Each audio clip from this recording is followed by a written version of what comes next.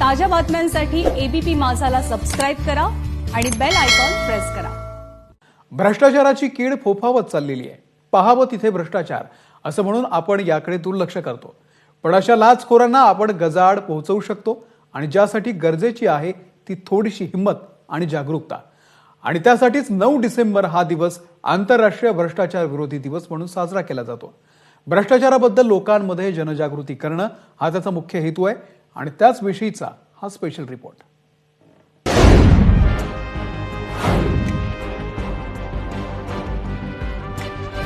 कामं अडली, गरज पडली तर फक्त एक फोन, एसीबी हेल्पलाईन 1064। महाराष्ट्र राज्याच्या लाचलुचपत प्रतिबंधक विभागाचं हे घोषवाक्य। सरकारी काम आणि काही महिने थांब असं सर्रास म्हटलं जातं आणि जर काम लवकर व्हावं असं वाटत असेल तर मग खिसे गरम करावे लागतात किंवा मग लाच द्यावी लागते। पण असे प्रकार होऊ नयेत म्हणून सरकारही खूप प्रयत्नशील असतं। लाचखोरांविरोधात आपल्याला तक्रारही दाखल करता येऊ शकते, पण तक्रार नक्की करायची कशी हेच बऱ्याचदा आपल्याला माहिती नसतं।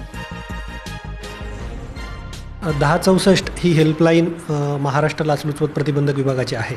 याद्वारे महाराष्ट्रातील कोणत्याही ठिकाणावरून तक्रारदार लाचलुचपत प्रतिबंधक विभागास कॉल करू शकतो आणि आपली तक्रार काय आहे ती संबंधित अधिकाऱ्याला सांगू शकतो। जे लोकसेवक या संज्ञेमध्ये बसतात ते लोकसेवक आणि लोकसेवकाच्या वतीने जर एखादा खाजगी इसम लाच मागत असेल तर अशा दोन्हींच्या विरोधात लाचलुचपत प्रतिबंधक विभागाकडे तक्रार करता येते। ट्रान्सपरन्सी इंटरनॅशनल या जागतिक नागरी संस्थेने केलेल्या सर्वेक्षणानुसार भारतातील लाचखोरीचा दर हा 39% आहे, जो आशिया पॅसिफिक प्रदेशात सर्वात जास्त आहे। भविष्यात परिस्थिती सुधारेल असा 62% लोकांचा विश्वास आहे। भारतातील 47% लोक म्हणतायत गेल्या 12 महिन्यांमध्ये भ्रष्टाचार वाढलाय, तर भ्रष्टाचार रोखण्यासाठी सरकार चांगलं काम करतंय यावर 63% लोकांचा विश्वास आहे। सर्वसाधारणपणे लाचलुचपत प्रतिबंधक विभागाकडे ज्या तक्रारी येतात त्या प्रामुख्याने सापळा कारवाई, दुसरं अपसंपदा आणि तिसरं गैरव्यवहार या प्रकारातले असतात। अपसंपदा आणि गैरव्यवहार या प्रकारामध्ये तक्रारदाराने दिलेली तक्रार ही निनावी जरी असेल आणि त्यामध्ये तथ्य जर असेल तर त्याच्याविरुद्ध लाचलुचपत प्रतिबंधक विभाग कारवाई करू शकतो। आणि सापळा कारवाईमध्ये जोपर्यंत सापळा कारवाई पूर्ण होत नाही तोपर्यंत तक्रारदाराचं नाव जे आहे ते उघड केलं जात नाही।